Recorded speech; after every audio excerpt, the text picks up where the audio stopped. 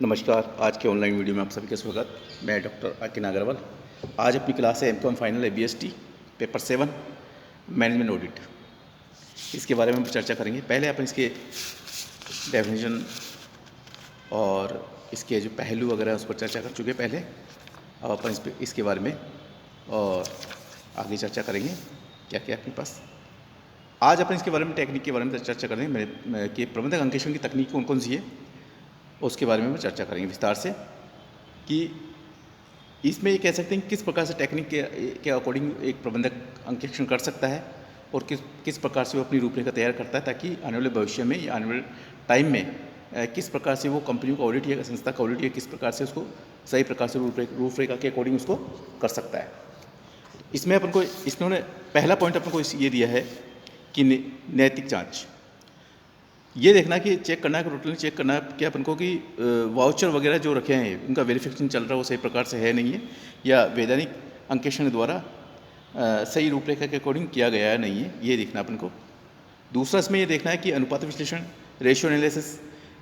एक आपने देखा होगा कि रेशियो काफ़ी प्रकार के रेशियो के आधार पर अपन इसका वैल्यूएशन भी कर सकते हैं, जिसमें है प्रॉफिट रेशियो है, करंट रेशियो है, इक्विटी रेशियो है, और जो काफ़ी प्रकार के हैं उसके अकॉर्डिंग अपन इसमें उन्होंने जांच पड़ताल की है नहीं।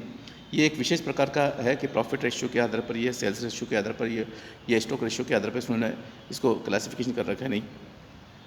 थर्ड पॉइंट दे रखा है इसमें इंटर फर्म कंपनीज की तुलना, ये अंतर फर्म की तुलना जो अपन कर रहे हैं कि इस तकनीकी के अंतर्गत अंकेक्षक को 2 या 2 से अधिक फर्मों या कार्यों की उपलब्धियों को परस्पर तुलना करनी होती है। यानी दो कंपैरेटिव के हिसाब से उसको ये डिसाइड करना पड़ता है कि जो उन्होंने कार्य किया है, जो वर्क कर रहा है वो सही प्रकार से है या नहीं।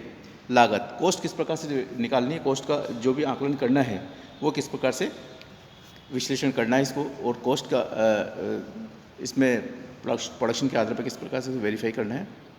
बजट समीक्षा, बजट की समीक्षा या बजट रिव्यू किस प्रकार से करना है।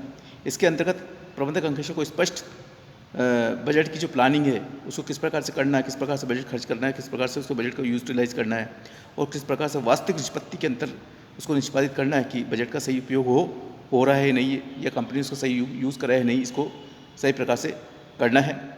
6 पॉइंट ये कह रहा है कि जो standard costing and variance analysis कि प्रमाप परिव्यांकन तथा अंतर विश्लेषक, यानी स्टैंडर्ड कॉस्टिंग के आधार पर किस प्रकार से उसने अपना कार्य किया है, वेरिएंस एनालिसिस किया है, और जैसे sales variance, cost variance, labour variance है, उनका सही प्रकार से उन्होंने आकलन किया है नहीं किया है, ये देखना अपन को।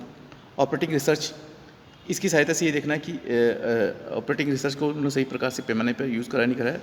इसकी सहायता से अंकेक्षक ये जानना चाहता है कि उत्पादन की विभिन्न मदों में कच्ची सामग्री का सर्वोत्तम बंटन हुआ है नहीं, फिर डिस्ट्रीब्यूशन अपने जो रॉ मटेरियल को सही प्रकार से यूज़ हुआ है नहीं, इसको सही प्रकार से अपने बांटा ही नहीं बांटा, अर्थात नई उत्पादन तथा विभिन्न विधियों का सर्वोत्तम विधि का उपयोग करते हुए अथवा नई विक्रिय प्रवर्तन के लिए सर्वोत्तम विधि का चयन भी किया है नहीं, अर्थात नहीं ये देखना है उसको। प्लांट मशीनरी का सर्वोत्तम उपयोग हुआ है नहीं, ये भी इसको देखना है, और सही प्रकार से यूटिलाइज हुआ नहीं है। रेखीय प्रोग्राम, लीनियर प्रोग्राम, इस तकनीक के अंतर्गत गणितीय सूत्र का उपयोग किया गया नहीं, इसमें देखना कि जो लीनियर प्रोग्राम है उसका सही प्रकार से विश्लेषण हुआ है नहीं, ये भी इसको देखना है। देन इसमें अपन को जो मेन है उस प्रकार से देखना कि जो लीनियर प्रोग्राम में अपने ये प्रक्रिया अनुसंधान में देखना कि ऑपरेटिंग रिसर्च में जो अपने पास आ रहे हैं 3 point linear program, queues theory और गेम थ्योरी, ये तीन इससे ऐसे प्रोग्राम जो क्वांटिटी ऑपरेटिंग रिसर्च के मेन फंडामेंटल है, इनको सही प्रकार से उपयोग किया है नहीं, इसका सही प्रकार से विश्लेषण किया है नहीं, ये भी अपन को देखना है और सही प्रकार से इसका वैल्यूएशन करना है। इसमें गेम थ्योरी में ये भी देखना कि जो भी फंडामेंटल यूज़ कर रहे हैं उसका सही प्रकार से उपयोग हुआ है नहीं।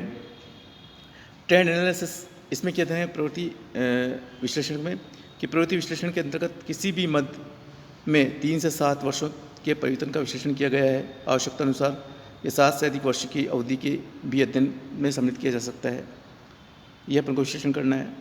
फिर इसमें से ये देखना है 9 पॉइंट अपने पास समानाकार विश्लेषण मतलब कॉमनराइजेशन एनालिसिस, ये विधि लागत सूची मतलब कॉस्ट शीट, लाभ हानि खाता, चिट्ठा अथवा अन्य किसी विवरण पत्र के विश्लेषण के लिए काम में ली जाती है, मैंने जो profit and loss account, balance sheet जो भी विश्लेषण कर रहे हो उसके लिए काम में ली जाती है। लागत सूची में कुल लागत को 100 मानकर प्रत्येक मद का प्रतिशत याद किया जाता है। जो अपन 100 मान लेते हैं उसको प्रतिशत याद किया जाता है। और लागत सूची में इसको जो भी वैल्यूएशन कर रहे हैं सही प्रकार से होना चाहिए। लाभ हानि खाते में बिक्री को सेल्स को 100 मानकर प्रत्येक मद का प्रतिशत याद किया जाता है। जबकि चिट्ठे के जोड़ को 100 मानकर चिट्ठे की प्रत्येक मद का विश्लेषण किया जाता है। माने एज्यूम करेंगे अपन 100 है, उसी प्रकार से अपन डिस्ट्रीब्यूट कर लेंगे इसका कॉस्ट का, प्रॉफिट एंड लॉस का, बैलेंस शीट का। इन तीनों का अपन इसी प्रकार से इसका विश्लेषण कर लेंगे और इसमें देखेंगे कि आगे क्या अपन इसका वैल्यूएशन करेंगे। फंडामेंटल, इसमें फंड फ्लो एनालिसिस के आधार पर भी इसको अपन जस्टिफाई किया जा सकता है कि फंड फ्लो अपने सही प्रकार से कोष के इससे क्या तात्पर्य अपने कोष के से तात्पर्य कार्यशील पूंजी से लिया जाता है। जो वर्किंग कैपिटल है वो किस प्रकार से उन्होंने फ्लो के आधार पर उसको यूज़ किया नहीं किया, किन किन साधनों के आधार पर कोष प्राप्त हुआ और किन किन साधनों से आधार पर कोष को खर्च किया है, उन सब का क्लैरिफाई और वेरिफिकेशन किया है नहीं, ये भी अपन को देखना है और सही विश्लेषण करना है। फिर रोकड़ प्रभाव विश्लेषण, कैश फ्लो एनालिसिस, कैश का किस प्रकार से अपने संसाधन जुटाए और किस प्रकार से उन पर खर्च किया, ये भी अपन को देखना है। कैश का किस प्रकार से विश्लेषण हुआ, कैश आप जो भी आप कैश आपने संचय किया उसको किन सोर्स से किया, लीगल सोर्स है या इनलीगल है, वो सही प्रकार से विश्लेषण करना पड़ता है। देन आपने लास्ट पॉइंट ये दे रखा है कि सम विषय बिंदु, ब्रेक इवन पॉइंट वो होता है जहाँ पर ना लॉस ना प्रॉफिट। जो पॉइंट होता है वो केवल कॉस्ट के आधार पर है, उस कॉस्ट को आप किस प्रकार से जस्टिफाई कर रहे हो और आपने जो भी फंडामेंटल यूज़ करा है या रुपीस में, ये पॉइंट्स रुपीस में या यूनिटी में, इसके दो अपने पहलू होते हैं ब्रेक इन पॉइंट्स के। इन यूनिट्स इन रुपीस आप किस प्रकार से उसको निकाल रहे हो ब्रेक इन पॉइंट को, आपने कहाँ उस पर डिनाइड कर रहे हो।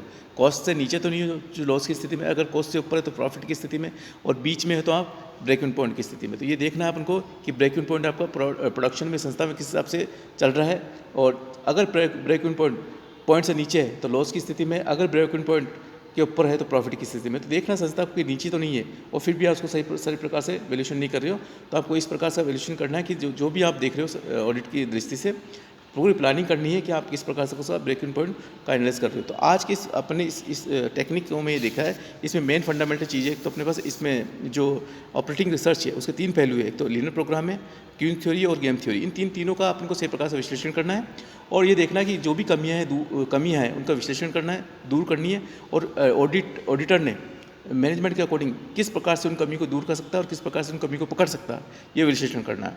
और जो बहुत इंपॉर्टेंट पॉइंट है अपने 3 इसमें 2 पॉइंट आए हैं, एक तो फंड फ्लो स्टेटमेंट का और ब्रेक इवन पॉइंट का और कैश फ्लो स्टेटमेंट का। ऑडिटर को देखना कि संस्था की आर्थिक स्थिति इन तीनों पॉइंट पर डिपेंड करती है कि आपने इन तीनों पॉइंटों को सही प्रकार से यूज़ किया है नहीं किया है, और इन तीनों प्रकार का किस प्रकार से विश्लेषण किया है। अगर ये देखना है कि अगर हमने फंड का सही प्रकार से विश्लेषण किया तो संस्था को आर्थिक फायदा होगा। और कैश फ्लो है तो कैश फ्लो का देखना है कि कैश आप कहाँ से प्राप्त कर रहे हो, और ये ऑडिटर को देखना है प्लानिंग के अकॉर्डिंग ये मैनेजमेंट करके कि भाई फंड जो प्राप्त किया लीगल है अनलीगल है। और संस्था के एक मेन जो प्रॉफिट एंड लॉस की अपन कैलकुलेशन करें तो मेन डिपेंड करता है कि ब्रेक इवन पॉइंट कहाँ पे जाके टिक रहा है। तो ब्रेक इवन पॉइंट को अपन देखना है कि जो ब्रेक इवन पॉइंट है वो पॉइंट से नीचे तो नहीं है और ये पॉइंट से ऊपर नहीं है। तो ऊपर है तो अच्छा बेनिफिट है और नीचे तो वो बहुत लॉस की स्थिति में। तो ये देखना अपन को कि जो भी अपन कर रहे हैं इसको डिफाइन कर रहे हैं इस टेक्निक के अकॉर्डिंग।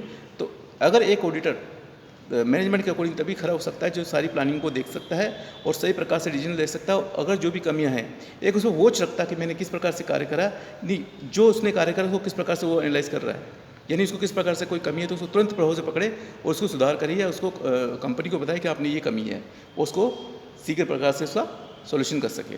तो आज के टॉपिक में अपन यही करते हैं समाप्त, और बहुत बहुत धन्यवाद। आगे जो भी चर्चा है इस टॉपिक पर अपन और चर्चा आगे करेंगे। थैंक यू, धन्यवाद।